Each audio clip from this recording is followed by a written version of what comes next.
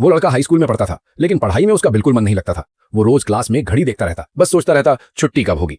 जैसे ही घंटी बजती वो सबसे पहले क्लास से भागता, सीधे एक खाली गली में जाता और वहां स्पाइडरमैन का सूट पहन लेता, वेब शूटर्स चेक करता और फिर अपने काम पर निकल पड़ता।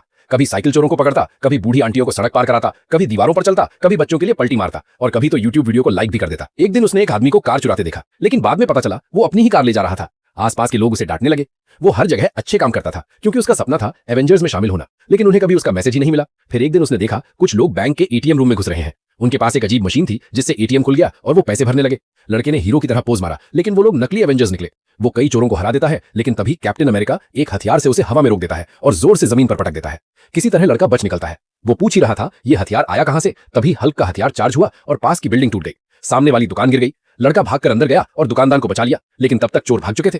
वो चुपचाप घर लौटता है और अपने कमरे में घुसता है। उसे डर था कि आंटी देख लेंगी, लेकिन पलटते ही देखा उसका सबसे अच्छा दोस्त बेड पर बैठा है। तू ही स्पाइडरमैन है। अब उसका राज खुल चुका था। लड़के ने हाथ जोड़कर कहा किसी को मत बताना, आंटी को चिंता हो जाएगी। दोस्त ने वादा किया, लेकिन बाद में रोज अजीब सवाल पूछता। तू अंडे देता है, जहर थूक सकता है, मकड़ियों की फौज बुला सकता है। एक लड़की को इंप्रेस करने के लिए उसने बता दिया कि वो स्पाइडरमैन का दोस्त है। एक रात वे बर्थडे पार्टी में गए।